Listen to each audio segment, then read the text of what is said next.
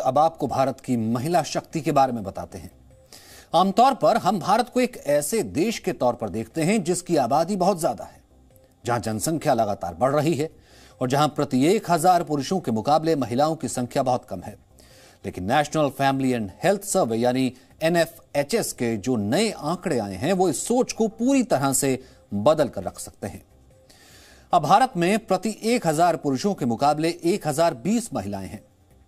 NFHS के वर्ष 2005 के सर्वे के मुताबिक उस समय भारत की 34% आबादी 15 वर्ष या उससे कम उम्र की थी, लेकिन अब सिर्फ 26% आबादी की उम्र 15 या 15 वर्ष से कम है। हालांकि अब भी भारत एक युवा देश है जहां औसत उम्र 24 वर्ष है।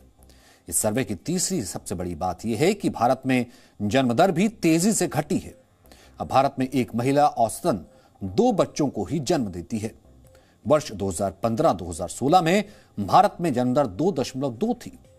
अगर इस सर्वे पर यकीन किया जाए तो बहुत मुमकिन है कि भारत की जनसंख्या अपना पीक हासिल कर चुकी है और अब इसमें गिरावट आने लगी है। लेकिन इसकी पूरी सच्चाई तभी सामने आएगी जब भारत में अगली जनगणना होगी, जिसकी शुरुआत जल्दी हो सकती है। आखिरी जनगणना वर्ष 2011 में हुई थी और तब प्रति व्यक्ति 1000 पुरुषों के मुकाबले 940 महिलाएं देश में थी। भारत में जनगणना की शुरुआत वर्ष 1880 में हुई थी, लेकिन वर्ष 1901 में पहली बार इसमें महिलाओं और पुरुषों की जनगणना अलग अलग की जाने लगी। तब से लेकर अब तक ऐसा पहली बार हुआ है जब भारत में महिलाओं की संख्या पुरुषों के मुकाबले ज्यादा हो गई है। वर्ष 1901 में प्रति 1000 पुरुषों के मुकाबले 972 महिलाएं थी। यानी अगर ये आंकड़े सही हैं तो आप कह सकते हैं कि भारत में बेटी बचाओ बेटी पढ़ाओ की मुहिम बहुत कामयाब रही है। NFHS का यह सर्वे 2019 और 2021 में 2 चरणों में किया गया है, जिसमें देश भर के 6,50,000 परिवार शामिल किए गए। इस सर्वे के नतीजे देखकर तो ऐसा ही लगता है कि भारत की आबादी में एक बहुत बड़ा बदलाव आ चुका है और अब शायद भारत की आबादी तेजी से घटने भी लगी है। अगर ऐसा होता है तो यह भारत के लिए अच्छी खबर होगी, क्योंकि भारत के संसाधनों पर पहले ही बहुत ज्यादा दबाव है। आबादी के मामले में भारत चीन के बाद दुनिया में दूसरे नंबर पर है, लेकिन अब इन 2 देशों की आबादी घट रही है। चीन में तो आबादी घटने की रफ्तार और भी तेज है। चीन में जनसंख्या वृद्धि की दर 1% से भी कम हो चुकी है और यह वर्ष 1978 के बाद आई सबसे बड़ी गिरावट है। चीन की जनसंख्या इतनी तेजी से कम हो रही है कि वर्ष 2016 में वहां की सरकार ने वन चाइल्ड पॉलिसी वापस ले ली थी, जिसकी शुरुआत 1980 में हुई थी। वर्ष 2016 में चीन की सरकार ने 2 बच्चे पैदा करने की इजाजत दे दी थी और इस साल इसे बढ़ाकर 3 कर दिया गया है।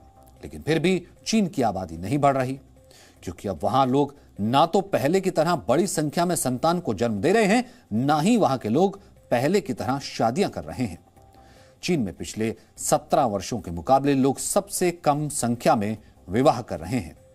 इसकी एक बड़ी वजह कोविड-19 को माना जा रहा है। चीन में इस वायरस का संक्रमण अब भी बना हुआ है।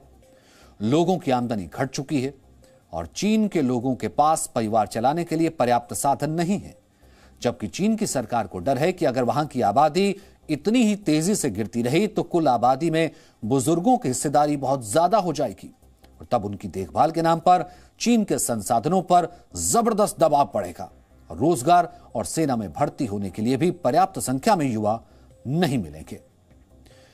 चीन में इस समय 60 वर्ष से उम्र के लोगों की संख्या 26 करोड़ से ज्यादा है, जो वहां की कुल आबादी का 18% है।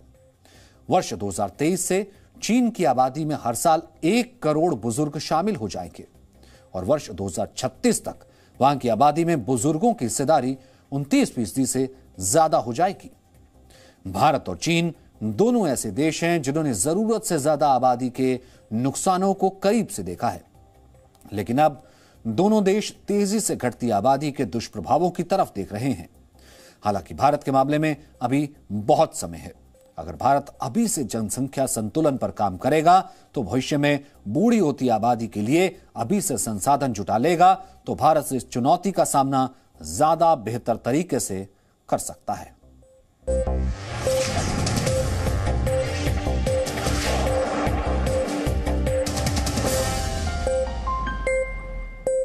presenting B News app, available on Google Play and App Store. Download it now.